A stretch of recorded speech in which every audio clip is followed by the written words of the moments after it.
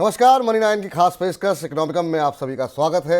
अर्थात की नई किस्त लेकर के मनी नाइन के संपादक अंशुमान तिवारी जी स्टूडियो पहुंच चुके हैं। अंशुमान सर, बहुत बहुत स्वागत है आपका।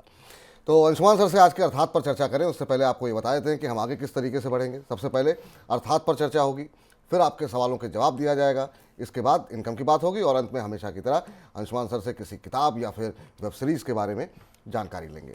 और आज का इकोनॉमिकम एक ऐसे विषय पर है जो कि भारत की अर्थव्यवस्था पर सीधा असर डालने के साथ आपकी और हमारी जेब पर भी असर डालता है।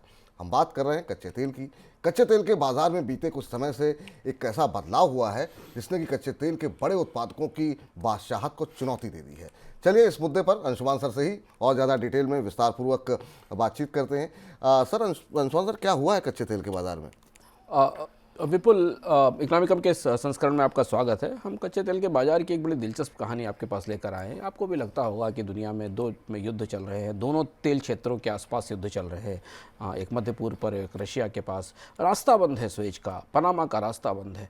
ऐसी स्थिति में तो कच्चे तेल की कीमतों को आसमान छू लेना चाहिए था। $100, $120 कुछ भी हो सकती थी, पर कच्चे तेल की कीमतें तो स्थिति $80 नहीं हो पा रही है। ऐसा चमत्कार हुआ क्यों है और क्यों हो रहा है? इसने पूरी दुनिया की कूटनीतिक और एनर्जी धुरी बदली है और कैसे बदली है, हम आज इस बार समझने की कोशिश करेंगे। ऐसा पिछले 50-200 सालों के इतिहास में कभी नहीं हुआ जब से कच्चे तेल का इस्तेमाल शुरू हुआ है, क्रूड ऑयल का इस्तेमाल शुरू हुआ है। वास्तविकता ये विपुल कि सऊदी सुल्तान MBS को और व्लादिमीर पुतिन का बस चले ना, तो वो अमेरिका का जो पर्मियन बेसिन है वहाँ आग लगा देगा। अमेरिका के पर्मियन बेसिन ने पिछले 1 साल में अमेरिका का इतिहास भी बदल दिया और अमेरिका का भविष्य और वर्तमान भी पूरी तरह बदल दिया है।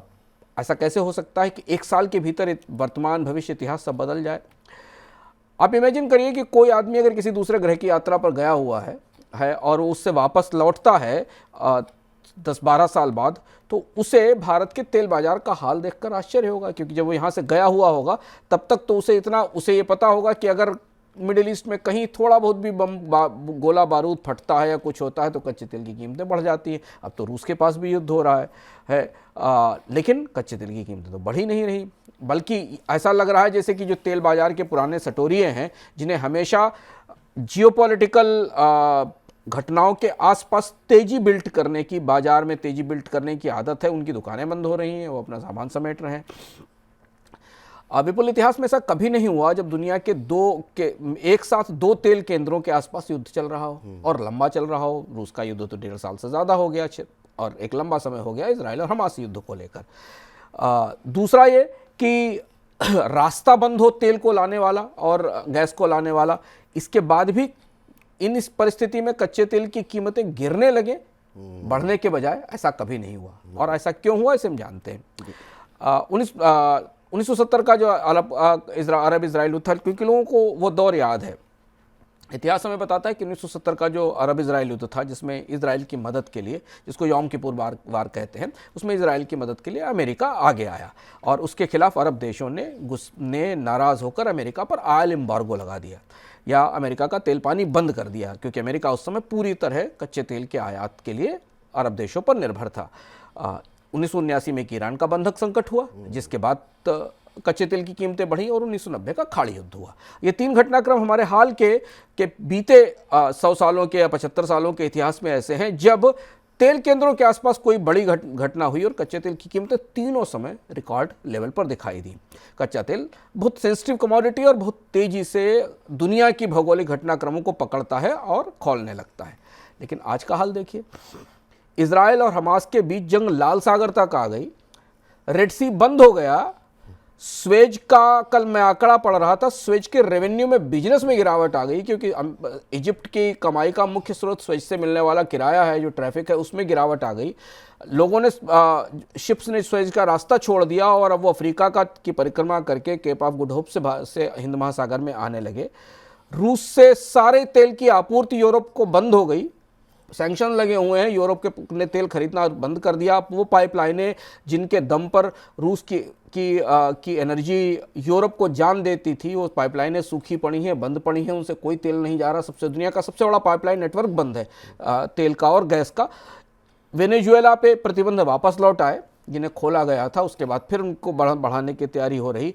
दुनिया के 3 बड़े तेल उत्पादक रूस, ईरान और वेनेजुएला तेल बाजार से बाहर हैं, तीनों प्रतिबंध में है ईरान है। बीते साल अप्रैल से दिसंबर के बीच में ओपेक देशों की जो दैनिक उत्पादन कटौती है वो 22 लाख प्रति बैरल पर डे तक पहुंच गई।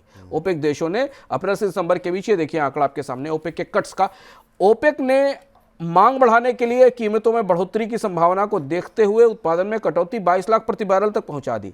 इसके बाद भी कच्चे तेल की कीमतें $80 पर बैरल पर नहीं रुक रही हैं। 75, 76, 70, आप ये आंकड़ा देखिए जो क्रूड की कीमत का आंकड़ा है और पिछले एक साल के आंकड़े की परिस्थिति दिखाई देती है। ओपेक देश इतने मुश्किल में है कि उनको उत्पादन घटाकर भी कीमतों को थामना मुश्किल हो रहा है। लेकिन सर, आपने तमाम वजह बताई जिनकी वजह से कच्चे के तेल की कीमतों में बढ़ोतरी होनी चाहिए थी, तो भाव बढ़ने क्यों नहीं दिया जा रहा, क्यों रोका जा रहा है? अब हम आंकड़ों में चलते हैं और हम देखते हैं कि कच्चे तेल के बाजार में दरअसल हो क्या रहा है। अगर आप मांग और आपूर्ति के आंकड़े को देखें, हम कच्चे तेल पर इसलिए बात करें क्योंकि भारत की अर्थव्यवस्था में लोगों की महंगाई की बुनियाद यहीं से आती है और भारत कच्चे तेल के मामले में 90% इंपोर्ट पर निर्भर है। तो इसलिए इसमें जो बदलाव हो रहा है वो भारत के लिए और दुनिया की सारी अर्थव्यवस्थाओं के लिए जानना जरूरी है। अब स्थिति यह है कि दुनिया दो हिस्सों में बटी है मांग के आंकड़ों को लेकर। एक हिस्से में वो एजेंसियां हैं, IEA और एनर्जी इंटेलिजेंस जैसी एजेंसियां, जो मानती हैं कि दुनिया में कच्चे तेल की मांग गिरेगी। दूसरी तरफ है ओपेक, जो कि ओपेक प्लस, जो कि तेल उत्पादक देशों का कार्टेल है, जिसमें सऊदी अमीरात के साथ रूस भी शामिल है। ओपेक का मानना है कि नहीं, दुनिया में मांग बढ़ती रहेगी कच्चे तेल की। अब देखिए दो बंटवारे स्पष्ट रूप से देखते हैं और भीतर जाएंगे तो आपको समझ में आएगा। IEA की जो रिपोर्ट आई, इंटरनेशनल एनर्जी एजेंसी की जो रिपोर्ट आई, उसने ये कहा कि इस साल ये तीनों देशों के आकलन आपको दिखाई देंगे। इसमें ओपेक वाली लाइन सबसे ऊपर दिखाई देती है, इसके बाद IEA की लाइन है और उसके बाद EIA की लाइन है। IEA की रिपोर्ट का में आकलन है कि इस साल तेल की मांग प्रतिदिन 23 लाख बैरल प्रति दर से जो बढ़ रही थी वो घटकर अब 12 लाख बैरल रह जाएगी, यानी 50% के आसपास दैनिक मांग में कमी होगी। एनर्जी इंटेलिजेंस की राय में तेल की मांग इसी तरह से घटेगी, लेकिन ओपेक का मानना है कि नहीं, दुनिया में कच्चे तेल की मांग तो 24 लाख प्रति बैरल की दर पर ही बनी रहेगी। लेकिन साल की शुरुआत में ऐसा नहीं हुआ। जैसे ही नए साल का आगाज हुआ 2024 का, कच्चे तेल की मांग गिरने की संभावना बनती दिखाई दी। ओपेक ने अपना मांग का आकलन अभी तक नहीं बदला, लेकिन बाजार को महसूस हो रहा है कि दुनिया में कच्चे तेल की मांग में गिरावट होना शुरू हो रही है और यही एक वजह है जिस वजह से कच्चे तेल की कीमतों में कमी आ रही। पर मांग से ज़्यादा कहीं ना कहीं आपूर्ति की दृष्टि से भी काफ़ी बड़े बदलाव हुए हैं।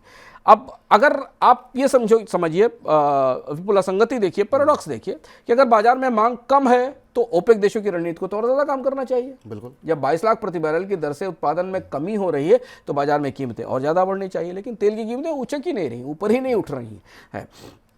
दरअसल हो यह रहा है कि तेल के बाजार में ओपेक प्लस का दबदबा अब टूट रहा है। जो तेल के सुल्तान कहे जाते थे उनका दबदबा टूट रहा है और अब तेल बाजार में कोई नया बड़ा खिलाड़ी आ गया है, पहुंच गया है, जिसने इस बाजार का पूरा भूगोल, पूरी गणित बदल दी है। और खास उस समय जब तेल में तेजी होनी चाहिए तब तेल का बाजार मंदी की तरफ पहुंच गया है और इसकी वजह है नॉन ओपेक कंट्रीज, गैर ओपेक देश, जिन्होंने तेल के बाजार का भूगोल बदल दिया है। ये देश अटलांटिक बेसिन के जो तेल उत्पादक देश हैं, जो अटलांटिक बेसिन में हैं, वो अमेरिका की अगुवाई में तेल बाजार में ऐसा कहर बरपा दिया है उन्होंने पिछले एक साल के भीतर कि ओपेक के भी तंबू उखड़ रहे हैं। इंटरनेशनल एनर्जी एजेंसी का आकलन है कि अगले साल तेल का उत्पादन 15 लाख बैरल प्रतिदिन की दर से बढ़ेगा।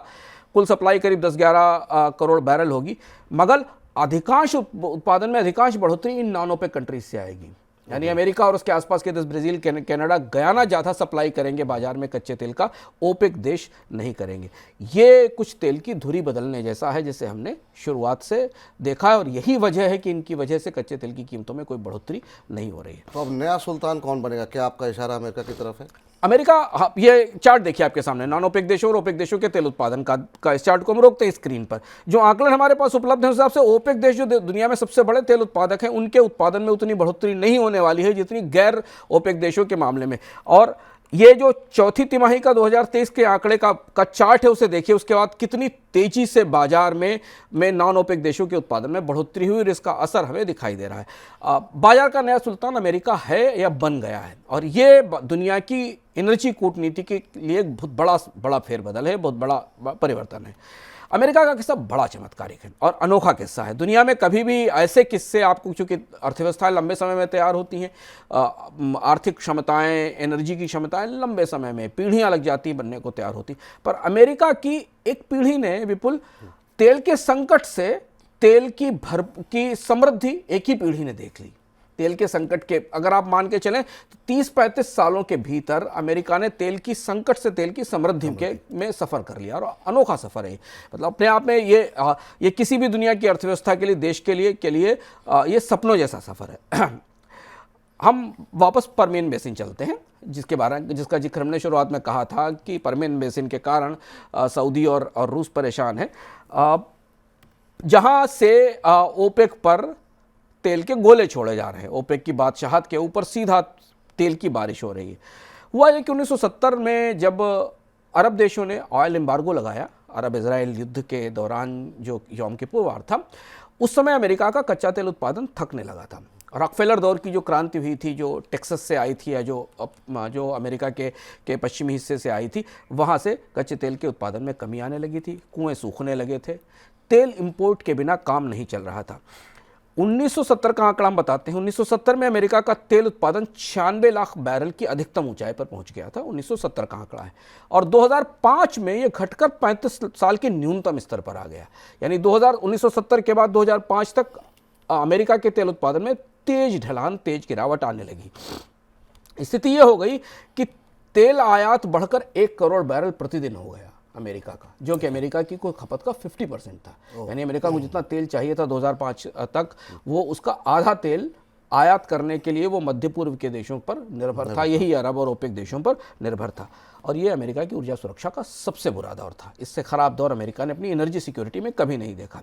यही हालत नेचुरल गैस की थी। 1986 के बाद इसका भी उत्पादन गिरने लगा, क्योंकि इसके जो पुराने वेल्स थे उनमें भी वो भी सूखने लगे और उनसे भी तेल में गिरावट आई। चमत्कार इसके बाद हुआ। बीते 500 सालों में विपुल कोई भी दुनिया का देश ऊर्जा की मोहताजी से ऊर्जा की सुल्तानी तक इतने कम समय में नहीं पहुंचा। जो मोहताज था ऊर्जा का, वो कैसे हुआ, और ये महत्वपूर्ण बात है। 1970 के बाद अमेरिका में ऊर्जा की नीति बदली, सरकार ने पेट्रोलियम खोज में उत्पादन को प्रोत्साहन देने शुरू किए, और यही वो मौका था जब अमेरिका में एक उद्यमी उभरे जिनका नाम था George P Mitchell. George P Mitchell का किस्सा विस्तार में आपको नहीं सुनाएंगे, क्योंकि अगर आप नेमान इंडियन का ऐप डाउनलोड नहीं किया तो डाउनलोड कर लीजिए। जॉर्ज पी मिशेल का किस्सा हम पिछले हफ्ता किस्सों के सिक्के में विस्तार से सुना चुके हैं आपको, तो आप जान सकते हैं जॉर्ज पी मिशेल कौन थे। लेकिन संदर्भ के तौर पर हम बताते हैं, मिशेल ने अमेरिका को वो खजाना खोज के दिया जिसके दम पर आज जो बाइडेन व्हाइट हाउस में बैठकर कच्चे तेल की कीमतों को $80 से नीचे रोकने के लिए और ओपेक देशों और रूस की अर्थव्यवस्थाओं को हिलाने में कामयाब हुए। मिशेल वाइल्ड कैटर थे। वाइल्ड कैटर का मतलब वो लोग जो अपनी पूंजी लेकर कच्चा तेल खोजने निकलते हैं, पूंजी लगाते हैं, मिल गया तो लॉटरी लग गई, नहीं तो पैसा डूब गया, ऐसे लोग वाइल्ड कैटर्स कहे जाते हैं। दुनिया में वाइल्ड कैटर्स ने बहुत सारा तेल खोजा। अरब के भी तेल की शुरुआती खोज अमेरिका के वाइल्ड कैटर्स ने आकर ही की थी। टेक्सास का बर्नेट शेल था, जिसे 1980 के दशक में खोज लिया गया था। वैज्ञानिकों ने प्रमाणित कर दिया था कि बर्नेट शेल में काफ़ी तेल और गैस मौजूद है, लेकिन इसे निकालना बहुत कठिन था। शेल जो है वो एक सेडिमेंट्री चट्टान होती है, परतदार चट्टान होती है। इस चट्टान ये भूतल से करीब एक मील नीचे होती है। इसकी परतों के अंदर तेल और गैस होता है। इसकी परतें होती है, उसके अंदर तेल गैस होता है। इसे निकालना बेहद पेचीदा है, क्योंकि जो तेल कुएं हैं वो सीधे खोदे जाते हैं, वर्टिकल खोदे जाते हैं, और उनमें सीधी खुदाई की जाती है। पर ये परतें जो हैं वो क्षैतिज होती हैं, हॉरिजॉन्टल होती हैं, तो इन्हें खोदने के लिए हॉरिजॉन्टल खुदाई करनी पड़ती है, जिसकी तकनीकें 1980, 85, 90 के दशक में उपलब्ध नहीं थी। स्टैंडर्ड ऑयल ने 1980 में इसकी कोशिश भी की थी, थोड़ी कुछ शेल की परतें हिलाकर तेल गैस निकाला था, लेकिन कॉस्ट इफेक्टिव नहीं था, तो उसने छोड़ दिया। मिशेल कुछ ऐसी तकनीक की खोज में थे, बड़े जुनूनी उद्योगपति थे और इंजीनियरिंग के भी महारथी थे तो वाइल्ड कैटर ही, लेकिन वो इस खोज में थे कि ये जो शेल की हॉरिजॉन्टल परतें हैं, जो क्षैतिज परतें हैं, इनके बीच में कैसे पहुंचा जा सके, और वहां से कैसे तेल को निकालकर मुख्य कुएं में लाया जा सके और ऊपर पहुंचाया जा सके। इन परतों में दरार डालना जरूरी था। मिशेल ने क्या किया कि मिशेल ने काफ़ी कोशिशें की। टेक्सास में उनकी कोशिशों को मिशेल पैराडॉक्स कहा जाने लगा, क्योंकि वो उल्टा काम कर रहे थे। तेल का कुआं सीधे खोजा जाता था, वो तेल के कुएं को क्षैतिज या धरातल के समानांतर खोजने की कोशिश कर रहे थे। लेकिन मिशेल ने एक गैर पारंपरिक तकनीक का इजाद किया, हॉरिजॉन्टल ड्रिलिंग और हाइड्रोलिक फ्रैकिंग की मिली जुली तकनीक के आधार पर उन्होंने शेल को फाइनली तोड़ दिया। फ्रैकिंग, इसीलिए शेल को फ्रैकिंग कहते हैं। अब इस तकनीक ने क्रांति कर दी। मिशेल ने क्या किया कि मिशेल ने सीधी ड्रिलिंग की और ड्रिलिंग के बाद एक क्षैतिज पैरेलल ड्रिलिंग की, सामने हॉरिजॉन्टल ड्रिलिंग की, शेल के भीतर शेल के परतों को खोद के जगह बनाई। फिर इसमें हाई प्रेशर फ्लूइड और रेत के दाने भरे गए, जिनको प्रोपेंट्स कहते थे। और वो रेत के दाने जो जब फ्लूइड जाता था चट्टान की परतों के बीच, तो वो चट्टान फट जाती थी, दरारें पड़ जाती थी। उन दरारों में जाकर वो रेत के दाने फंस जाते थे, जिनको प्रोपेंट्स कहते थे। उनके फंसने के कारण जो अंदर तेल और गैस थी वो बहकर पाइप से नीचे कुएं में आने लगती थी और कुएं से उसे बाहर निकाल लिया जाता था। यही वो फ्रैकिंग है जिसको आप बार बार सुनते रहेंगे, जिसमें कि दरारें डालकर उससे चट्टान में दरारें डालकर उससे तेल निकाला जाता है। अब किस्सा सुनिए, हुआ क्या है। ये तकनीकें बहुत सारी हैं, पर इस तकनीक ने बदल कैसे दिया। 2000 तक ये तकनीक काफ़ी विकसित हो गई, प्रभावी हो गई। 2005 से अचानक अमेरिका में तेल और गैस का उत्पादन बढ़ने लगा, तेजी से बढ़ने लगा। 2008 तक 3 साल में, 2008 के बाद अगले 10 साल में, 2008 तक तकनीकें विकसित हुई, 2008 के बाद अगले 10 साल में अमेरिका में तेल का उत्पादन इतनी तेजी से बढ़ा कि इतिहास बन गया। ये बहुत पुरानी बात नहीं है, या सिर्फ 2 दशक पहले की बात है। 2018 में अमेरिका तेल उत्पादन में सेल्फ रिलायंट हो गया, आत्मनिर्भर हो गया। इमेजिन करिए, 2005 में जो देश 1 करोड़ बैरल प्रतिदिन का इंपोर्ट कर रहा था, अपनी जरूरत का 50% तेल इंपोर्ट कर रहा था, वो 2018 में सेल्फ रिलायंट हो गया तेल के उत्पादन में, जो दुनिया की सबसे कीमती कमोडिटी है। 2019 में अमेरिका के पास इतना तेल हो गया कि उसको तेल निर्यात खोलना पड़ा, और अमेरिका ने 2019 में कोविड से ठीक पहले अपने यहाँ से ऑयल का एक्सपोर्ट शुरू कर दिया। इतनी शेल गैस आने लगी कि तेल के उत्पादन, बिजली के उत्पादन में तेल का इस्तेमाल बंद कर दिया गया। पहले जो तेल से बनने वाली बिजली थी उसको बिल्कुल बंद कर दिया गया और गैस से बिजली बनने लगी। गैस का निर्यात रिकॉर्ड तेजी से बढ़ा। 21वीं सदी के दूसरे दशक तक विपुल जी, अमेरिका की चट्टानें इतना तेल और गैस उगलने लगी कि अमेरिका के लिए उत्पादन संभाल पाना मुश्किल हो गया। ये अभी की बात है, पिछले 10 सालों की बात है। 2022 में अमेरिका दुनिया का सबसे बड़ा तेल उत्पादक है। आप कल्पना करिए, 2005 में जो देश आयात का मोहताज था, 2022 में दुनिया का सबसे बड़ा तेल उत्पादक है। सऊदी अरब और रूस उससे पीछे हैं कुल प्रोडक्शन के हिसाब से, लेकिन 5वां बड़ा निर्यातक है, क्योंकि अमेरिका खुद अपनी बड़ी अर्थव्यवस्था है, तो तेल का घरेलू उत्पादन का एक बड़ा हिस्सा घरेलू अर्थव्यवस्था में खपत के तौर पर जाता है, पर 5वां बड़ा निर्यातक है। यह आंकड़ा देखिए रूस में शेल के प्रोडक्शन का, जो हम आपको चार्ट में दिखाई देता है। अब सुनिए, आज अमेरिका में कुल उत्पादन की 72%, 72% ड्राई गैस मिशेल के इसी करिश्मे से आती है। कुल प्रोडक्शन की 72% ड्राई गैस केवल शेल से आती है, और जो करीब 27 बिलियन क्यूबिक फीट है। और अमेरिका का 66% ऑयल शेल से निकलता। पुराने कुएं भी काम कर रहे हैं, जो पुराने वर्टिकल कुएं वाले जो टेक्सास के थे, यानी 2.83 बिलियन बैरल तेल इन्हीं परतों से निकल रहा है। और यह है वो चमत्कार, जिस चमत्कार ने दुनिया में तेल बाजार का पूरा भूगोल, इतिहास, सब कुछ बदल दिया। और ऐसा चमत्कार बड़ा दुर्लभ है। शायद दुनिया में जब भी रिकॉर्डेड हिस्ट्री है, उसमें किसी देश को हमने इतने कम समय में तेल के आयातक से तेल का निर्यातक बनते नहीं देखा था, तेल जैसी चीज के मामले में। वाकई में काफ़ी चमत्कारिक कहानी सर है, और स्टोरी जो जितनी सच्चाई देखने को मिली, हमारे दर्शक काफ़ी लाभान्वित होंगे। लेकिन फिर उसी सवाल पर आते हैं कि अमेरिका के अंदर तो खबरें आ रही थी कि 2 दशक से ही मतलब जो है उत्पादन शुरू हो गया, फिर वजह क्या रही जिसकी वजह से कीमतों को बढ़ने नहीं दिया गया? अब आज की परिस्थिति है कि कीमतें बीच में बढ़ी, लेकिन अमेरिका ने, तब तक अमेरिका के पास बाजार नहीं था, क्योंकि अमेरिका को एक नया बड़ा बाजार मिला जब रूस पर प्रतिबंध लगाए गए और यूरोप के साथ अमेरिका रूस के तेल की आपूर्ति बंद होना शुरू हुई, और इसके बाद अमेरिका का तेल बाजार में आना शुरू हुआ। बीते 6 महीने में अमेरिका ने दुनिया को और ज़्यादा चौंकाया। हुआ ये कि जब भी अमेरिका, तेल बाजार काफ़ी सेंसिटिव है खबरों को लेकर, जो तेल बाजार को करीब से देखते हैं विपुल, उन्हें पता होगा कि जैसे अमेरिका में रिग काउंट्स का डेटा आता है कि अमेरिका में कितनी तेल रिग्स लगाई गई, अगर उनकी संख्या घटती है तो तेल बाजार ऊपर बढ़ जाता है कि रिग बनाएगी, इसका मतलब उत्पादन कम हो रहा है, डिमांड कम है। ब्रेंट महंगा होने लगता था, WTI महंगा होने लगता था। लेकिन ये आंकड़े जो अभी ताजे आंकड़े आए, जिसके बाद तेल बाजार का पूरा संतुलन ही बिगड़ गया, उनकी पूरी गणित ही बिगड़ गई कि अमेरिका के तेल उद्योग में रिग्स की संख्या तो कम हुई, लेकिन उत्पादन रिकॉर्ड लेवल पर पहुंच गया। 2023 में 4.49 बिलियन बैरल का जो रिकॉर्ड उत्पादन अमेरिका में तेल का हुआ। इसकी वजह यह कि अब तकनीक काफ़ी बेहतर हो गई शेल के उत्पादन की, ज़्यादा बड़ी रिग्स की ज़रूरत नहीं पड़ती, कम रिग्स से भी ज़्यादा जो रिग्स होती हैं, जो बड़ी मशीनें आप देखते हैं ना, जिन जो तेल क्षेत्र की प्रतिनिधि हैं, जो सबसे प्रमुख इमेज है एक लंबी सी मशीन की, ऊंची सी मशीन की, वो रिग्स कही जाती है। तो रिग्स की ज़रूरत नहीं है, आधुनिक तकनीक से ज़्यादा उत्पादन लिया जा सकता है। अमेरिका में शेल उत्पादन में तकनीकों की लेबोरेटरी जैसी चल रही है, और ये काम मिशेल के ज़माने में 1980 से शुरू हुआ, तब बराबर वहाँ तकनीकें बेहतर हो रही हैं। आपको एक और महत्वपूर्ण चौंकाने वाली जानकारी दें जो दुनिया के तेल बाजार का भविष्य आने वाले समय में बदलेगी, वो ये कि अमेरिका में नई तकनीक से शेल की उत्पादन लागत $35 प्रति बैरल तक आ गई है। सिर्फ $35 प्रति बैरल पर अमेरिका अपने शेल से तेल निकाल रहा है इस समय, जो लागत आ गई, जो लगभग रूस के तेल के बराबर है। दुनिया में सबसे सस्ता कच्चा तेल रूस का माना जाता है, हालांकि उसमें सल्फर कंटेंट ज़्यादा होता है, उसकी रिफाइनिंग पे ज़्यादा पैसा खर्च करना पड़ता है। फिर भी अगर कच्चे तेल की कीमत मानी जाए तो जो यूराल ग्रेड क्रूड है वो सबसे सस्ता माना जाता है। अब इसके बाद केवल दुनिया में एक ही देश ऐसा है जिसका कच्चा तेल अमेरिका और रूस से भी सस्ता है, वो सऊदीज़ है, क्योंकि सऊदी के तेल का तेल इनसे भी सस्ता है। सऊदी में तेल का जो प्रेशर है और तेल के जो कुएँ हैं उनमें काफ़ी तेल है।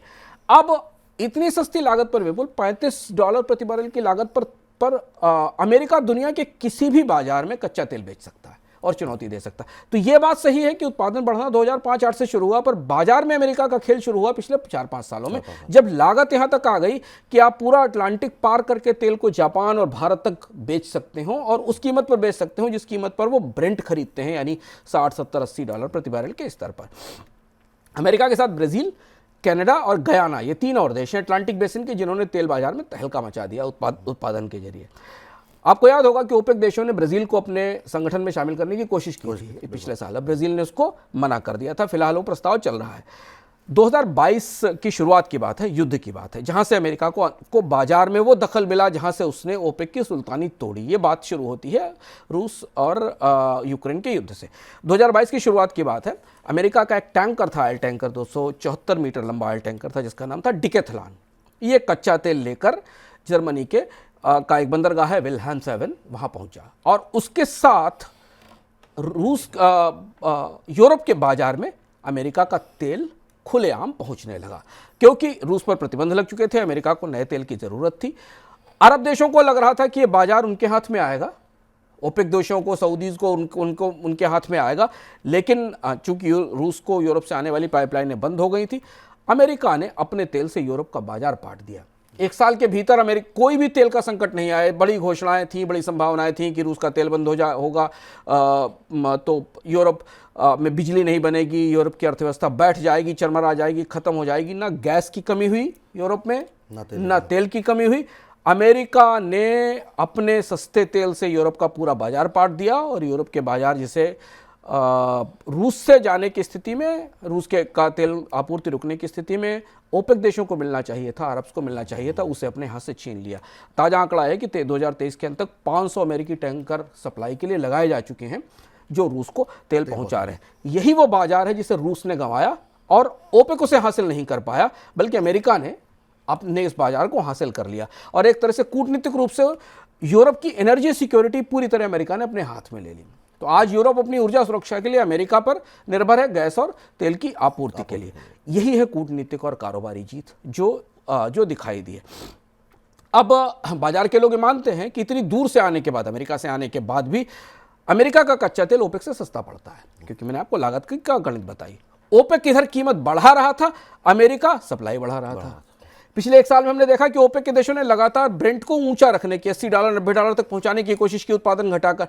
तो ओपेक देश कीमतें बढ़ाकर मुनाफा कमा रहे थे और अमेरिका सप्लाई बढ़ाकर, आपूर्ति बढ़ाकर मुनाफा कमा रहा था। तो अमेरिका ने मुनाफा किया, यहां तक कि अमेरिका ने पिछले साल, सरकार के ऐसे आंकड़े बताते हैं कि भारत को भी तेल बेचा है। है सऊदी और अमीरात का जो पुराना ग्राहक है उसको भी तेल भेजा है। 2022 में भारत ने अमेरिका से भी तेल आयात किया था। तो अब 2024 में अगर तेल की मांग घटती है तो विपुल अरब अर्थव्यवस्थाओं के लिए मुसीबत की शुरुआत होगी, क्योंकि गैर ओपेक देशों का तेल ओपेक से सस्ता है हर स्थिति में, चाहे वह कनाडा का या गुआना का या अमेरिका का तेल इससे सस्ता है। कोविड के बाद एक रिपोर्ट आई थी फिच की, जो ये बताती है, जो आंकड़ा जानना जरूरी है, कि अपने बजट को संतुलित करने के लिए, अर्थव्यवस्था को मुश्किल और घाटे से बचाने के लिए नाइजीरिया को ब्रेंट की कीमत $144 चाहिए। अल्जीरिया को $109 चाहिए, बहरीन को $98 चाहिए, सऊदी को $91 चाहिए, ओमान को $82 चाहिए, अमीरात को 70 और कतर को $55 की कीमत तो चाहिए ही चाहिए ब्रेंट की, तब वो अपनी अर्थव्यवस्थाएं चला पाएंगे। सऊदी ने तो बड़ी योजनाएं बना रखी हैं, नई सिटीज़ बनाने की, नया इंफ्रास्ट्रक्चर बनाने की, देश को पूरी तरह बदलने की। ओपेक और उसकी अर्थव्यवस्थाओं को कच्चे तेल में रिकॉर्ड तेजी चाहिए, तेजी के बिना वो नहीं चल सकती। खासतौर से सऊदी और अरब और अमीरात, जिनकी भविष्य की निवेश योजनाएं काफ़ी बड़ी हैं।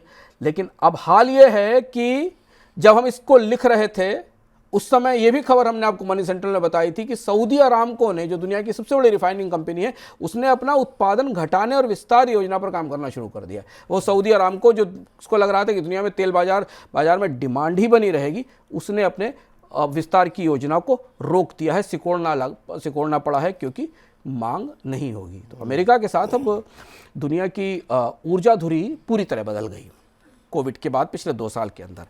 अब कच्चा तेल तभी खोलेगा जब व्हाइट हाउस चाहेगा। पुतिन या सऊदी सुल्तान के चाहने से कच्चे तेल की कीमतों में बढ़ोतरी नहीं होगी, चाहे दुनिया में कोई भी युद्ध चलते रहें, क्योंकि मांग और आपूर्ति का जो असंतुलन था, वो असंतुलन अब अटलांटिक के उस पास, अटलांटिक बेसिन से आने वाले तेल ने पूरी तरह बदल दिया। और ये बेहद दिलचस्प बदलाव है कच्चे तेल के बाजार का, जो भारत के लिए इसलिए अच्छा है क्योंकि अगर ब्रेंट क्रूड की कीमतें सस्ती रहती हैं और दुनिया के तेल बाजार में 2 बड़े प्लेयर या 3-4 बड़े प्लेयर प्रतिस्पर्धा लेकर आते हैं, और अभी तो अगर मान लीजिए आप कल्पना करिए ईरान वेनेजुएला के प्रतिबंध हट जाएं तो फिर कितना कच्चा तेल बाजार में आना शुरू होगा। तो कच्चे तेल में जो तेजी पर जो दबाव हमें दिख रहा है, या जो मंदी की संभावना दिख रही, उसके पीछे अमेरिका का कच्चे तेल का उत्पादन है। ये है बड़ा फेरबदल जो हमने आपको इस इकोनॉमिक में विस्तार से बताने की कोशिश की। काफ़ी डिटेल में सर, काफ़ी शानदार रिसर्च और नई चीज़ें इतनी सारी जानने को मिली हैं। अद्भुत रहा सर, वाकई में एक चमत्कारिक परिवर्तन अमेरिका की तरफ से देखने को मिला है। और आज का जो इकोनॉमिकम है, अर्थात है, हमारे दर्शक जो है निश्चित रूप से उनको काफ़ी सारी नई चीज़ें समझने को मिलेंगी। सर, बहुत सारे दर्शकों के भी प्रश्न आए हुए हैं, कुछ एक दर्शकों के प्रश्नों को शामिल कर लेते हैं। अनुराग जी ने हमें प्रश्न भेजा है और कह रहे हैं कि जुलाई के बजट में क्या सुपर रिच लोगों पर ज़्यादा टैक्स लगने की संभावना है या फिर नहीं, और दुनिया में दूसरे देशों में जहाँ पर सुपर रिच लोगों से ज़्यादा टैक्स लिया जाता है, वहाँ का अनुभव अभी तक का कैसा है? अगर आप इनकम टैक्स के आंकड़े देखें तो करोड़पति टैक्स पेयर्स की संख्या में रिकॉर्ड बढ़ोतरी हुई। हमने आपको विस्तार से बताया, अभी पिछली बार के इकोनॉमिकम में भी बताया। जुलाई में सरकार जब बजट पेश करेगी तो राजस्व की स्थिति अच्छी नहीं होगी, कर्ज का बोझ होगा, खर्च में कटौती तो इस बार के ही बजट में प्रस्तावित है, राजकोषीय घाटे का स्तर शामिल करना है। अंततः बचता क्या है? और हमें लगता है कि जुलाई के बाद भारत में सुपर रिचेस पर टैक्सेशन के नए दौर लौटेंगे, जरूर लौटेंगे, क्योंकि उसके बिना राजस्व की गणित नहीं बदलेगी। हालांकि भारतीय जनता पार्टी की पिछले 10 साल की फिलॉसफी में रिचेस पर टैक्सेशन नहीं हुआ है, बल्कि टैक्स का बेस बढ़ाने पर कोशिश की गई है। तो ये थोड़ा सा पार्टी की जो आर्थिक फिलॉसफी है उसके हिसाब से थोड़ा असंगत होगा, क्योंकि सरकार ने तो 2015 में वेल्थ टैक्स भी खत्म कर दिया था, पर राजस्व के दबाव जो ना कराएं सो थोड़ा, और जब टैक्स चाहिए होगा, रेवेन्यू चाहिए होगा, तो सुपर रिचेस पर टैक्स लगाने की संभावना बनेगी। पूरी दुनिया में भी वेल्थ टैक्स को लेकर नई बहसें चल रही हैं। जी, अगला प्रश्न हमें विवेक जी ने पूछा है, और विवेक जी कह रहे हैं कि क्या लाल सागर में हूती विद्रोहियों के साथ किसी तरह का कोई समझौता संभव है क्या? विपुल, जो स्थिति है लाल सागर के हिस्से में, वहाँ नॉन स्टेट एक्टर्स वार कर रहे हैं। सरकारों के साथ तो समझौता हो सकता है, पर जहाँ पर मिलिशिया लड़ रहा है उसे समझाना और उसे संभालना मुश्किल है। परोक्ष रूप से मान लीजिए ईरान इसके साथ हो सकता है, माना जा सकता है, लेकिन बात कौन करेगा हूती विद्रोहियों से, और उनकी तरफ से गारंटी कौन लेगा? आपको सॉवरेन गारंटी चाहिए, और इसलिए शिपिंग कंपनियों ने दूरगामी और लंबे समय की योजनाएं बनानी शुरू कर दी, कि उनको लगता है कि ये तो गारंटी कौन लेगा कि शिप वहाँ से साफ सुथरा निकलेगा, क्योंकि जो युद्ध लड़ रहे हैं वो सरकारें तो हैं नहीं। बिल्कुल। और सर, इनकम की बात में आज क्या कुछ खास रहने वाला है? इस सप्ताह हम गोल्ड सेंटर लेकर आएंगे। वित्त वर्ष की समाप्ति के करीब गोल्ड के मामले में कई महत्वपूर्ण खबरें हैं। गोल्ड की कीमतें ऊपर बढ़ी हैं, सरकार सॉवरेन गोल्ड बॉन्ड की नई किस्त लेकर आने वाली है, बजट में उसकी घोषणा की गई है, और गोल्ड में डिमांड को लेकर गोल्ड की मांग को लेकर और आपूर्ति को लेकर भी तमाम नई जानकारी हमारे पास आई है। सरकार ने हाल फिलहाल में गोल्ड पर इम्पोर्ट ड्यूटी में भी कुछ बदलाव किया था। इस बार का गोल्ड सेंट्रल जरूर देखिएगा मनी9 के सुपर ऐप पर, क्योंकि साल खत्म होने वाला है, सोने को लेकर काफ़ी महत्वपूर्ण जानकारियाँ उसमें मिलेंगी। चलिए, तो गोल्ड सेंटर देखना इस बार मत भूलिएगा सर। कोई पुस्तक या कोई वेब सीरीज जो आप हमारे दर्शकों को रिकमेंड करना चाहें? पिछले सप्ताह हमने आपको बताया था कि लंबे समय के बाद अलेक्जेंडर पर कोई सीरीज, कोई फिल्म आई है और नेटफ्लिक्स पर अलेक्जेंडर पर सीरीज का पहला सीजन आ गया है। अगर आप इतिहास में रुचि रखते हैं, अलेक्जेंडर के इतिहास में, तो सबकी रुचि होगी। बेहद दिलचस्प ढंग से, बेहद ट्रांसपेरेंटली बनाई गई एक अच्छी सी सीरीज है अलेक्जेंडर के इतिहास पे। डॉक्यूमेंट्री है जिसमें पुरातत्व से इतिहास तक और नाटक को एक साथ संयोजित किया गया है। देखने लायक सीरीज है। अलेक्जेंडर के इतिहास, अलेक्जेंडर की भूमिका, उसका पर्शिया से युद्ध, पहली सीरीज। अगर आप इतिहास में दिलचस्पी रखते हैं और भव्य नाटकों में या भव्य सीरीज में रुचि रखते हैं तो ये सीरीज देख सकते हैं। इससे ज़्यादा स्पॉइलर देना मेरे लिए ठीक नहीं है। तो निश्चित रूप से आप यहाँ पर देख करके अपनी टिप्पणी जो है कार्यक्रम के बाद, देखने के बाद जरूर हमको बताइएगा कि कैसे लगी आपको सीरीज। सर बहुत बहुत शुक्रिया, बहुत बहुत धन्यवाद आज के इस कार्यक्रम में जुड़ने के लिए और तेल के बाजार के पूरे मायाजाल को समझाने के लिए बहुत बहुत धन्यवाद आपका। तो चलिए फिलहाल अब इकोनॉमिकम में को यहीं पर समाप्त करते हैं और आपको बता दें कि मनी 9 के ऐप को अगर आपने डाउनलोड नहीं किया है अभी तक तो तुरंत कीजिए और अपने जो आपके इष्ट मित्र परिवार के लोग हैं उनको भी जो है डाउनलोड करवाइए ताकि वो भी इस तरह के कार्यक्रमों से लाभान्वित हो सकें और नई नई जानकारियाँ जो है वो सीख सकें। फिलहाल के लिए मुझे इजाज़त दीजिए, नमस्कार।